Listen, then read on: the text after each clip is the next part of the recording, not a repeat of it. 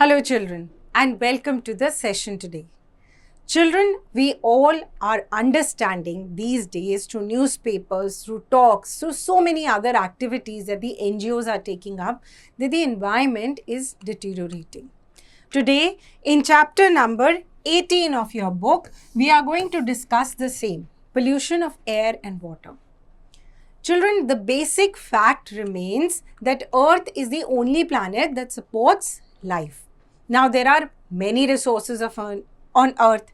What are these resources? They are air, water, soil, and minerals. So, how do these resources help us? These resources help us to survive on Earth. They are used for food, housing, transport, industry, etc. What are we doing now? We are polluting the environment. Now, what is pollution? The undesirable change in the physical, chemical, or biological characteristics of air, water, and land is known as pollution. And what are these substances that are added to these agents? They are known as pollutants. Now, these pollutants, children, can be man-made also, they can be natural also.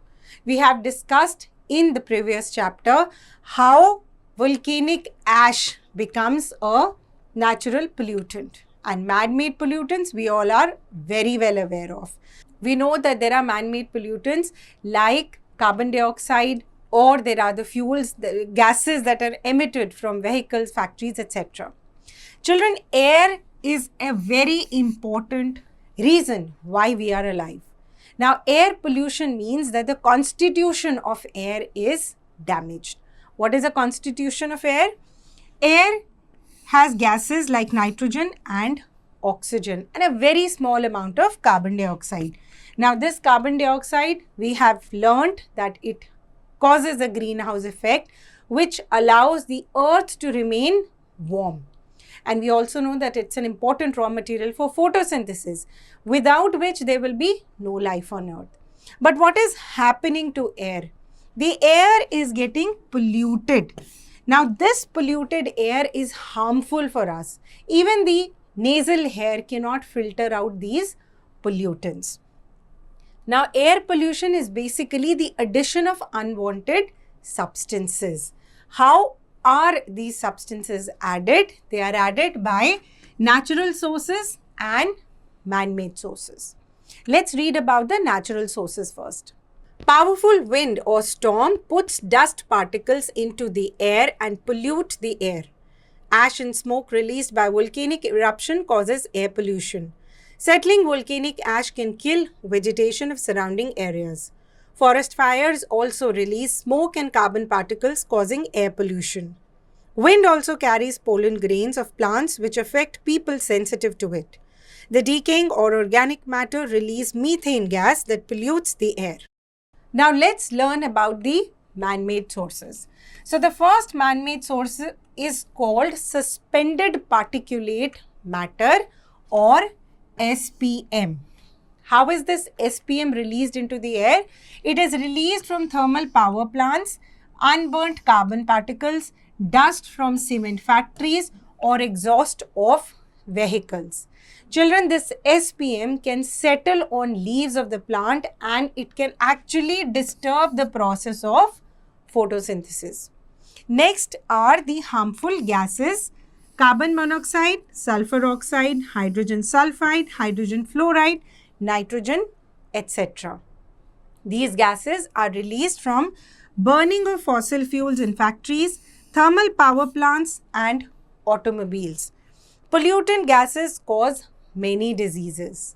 Now next, let's talk about pesticides. So pesticides like DDT that are sprayed to prevent insects or pests affecting the crops.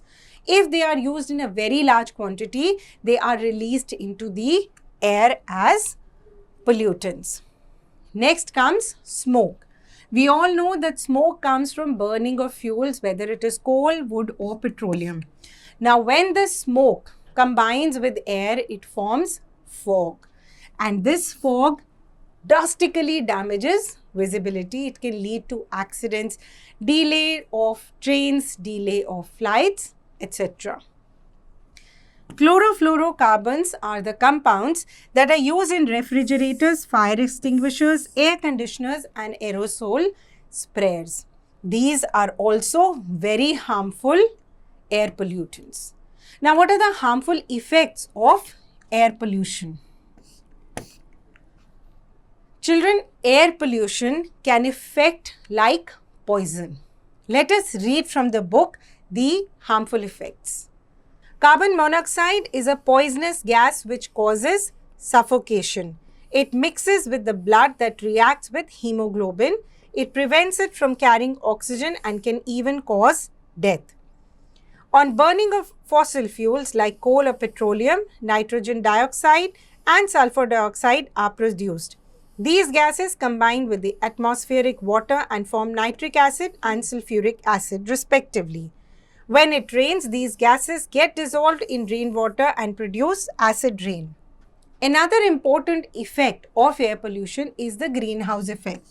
So what is happening on Earth?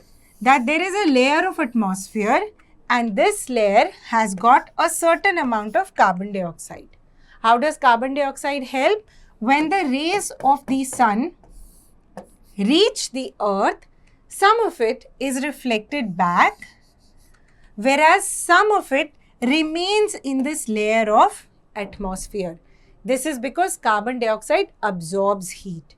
Now, this is important to keep the Earth warm. What will happen if the amount of carbon dioxide will increase? That means the amount of heat that is being trapped here is going to continue to increase. And what is it going to be called? It is going to be called greenhouse effect. Because of this greenhouse effect, the temperature of Earth is continuously rising. The polar ice caps are continuously melting. As we know that there are temperature changes happening even in the very, very cold Arctic region. There is rainfall in Greenland, which is not a natural or acceptable phenomena. Children, there are measures to avoid air pollution. Let us understand these measures. Air pollution can be controlled in the following way: by using eco-friendly fuels like CNG in vehicles, by using unleaded petrol in vehicles, by getting vehicles pollution checked regularly, by growing more plants as they help to use the carbon dioxide in the air to prepare their food, by using catalytic converters in vehicles that help to convert harmful gases into harmless gases, by using renewable sources of energy like solar energy, wind energy, and hydroelectricity. So here we talked about some of the activities that we can take on everyday basis. Now, what are the things that the factories or the government needs to use? First of all, they need to use fabric filters. In this, the polluting air that is passed through factories is passed through a fabric filter that holds the SPM back.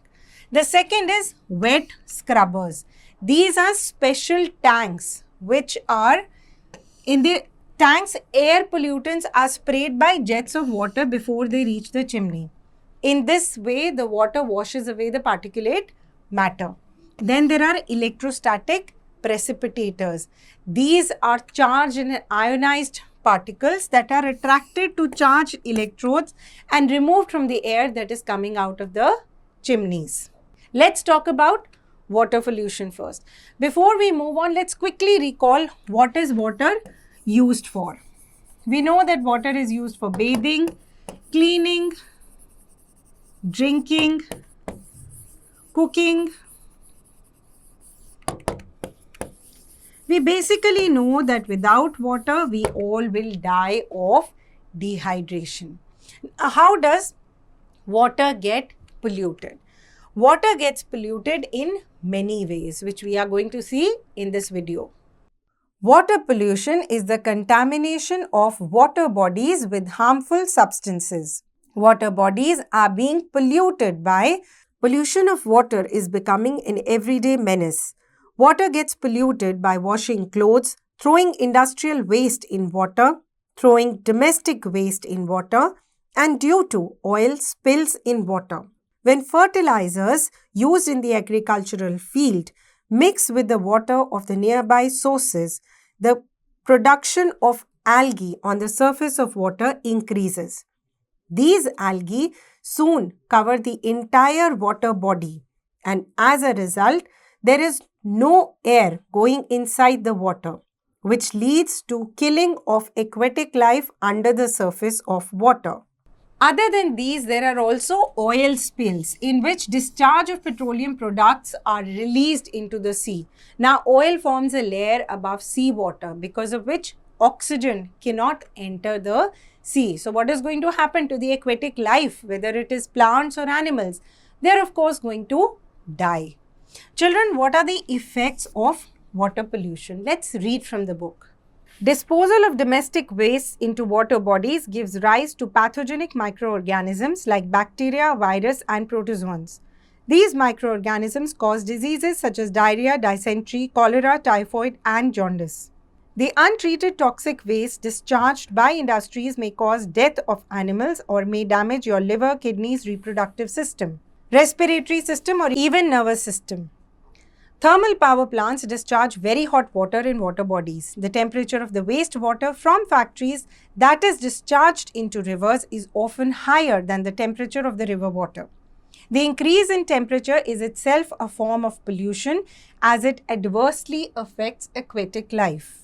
Agrochemical include many toxic substances which not only destroy pests and insects but also destroy many useful organisms.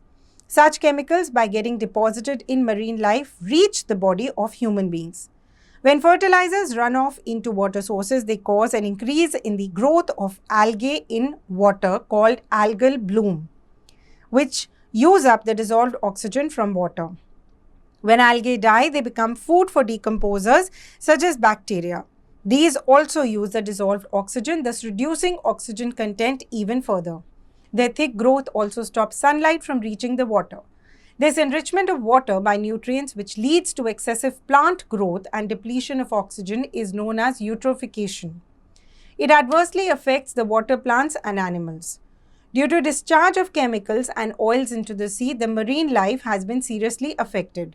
Children, how can water pollution be avoided? So, first is a construction of septic tanks, oxidation ponds, filter beds, wastewater treatment plants, and municipal sewage plants.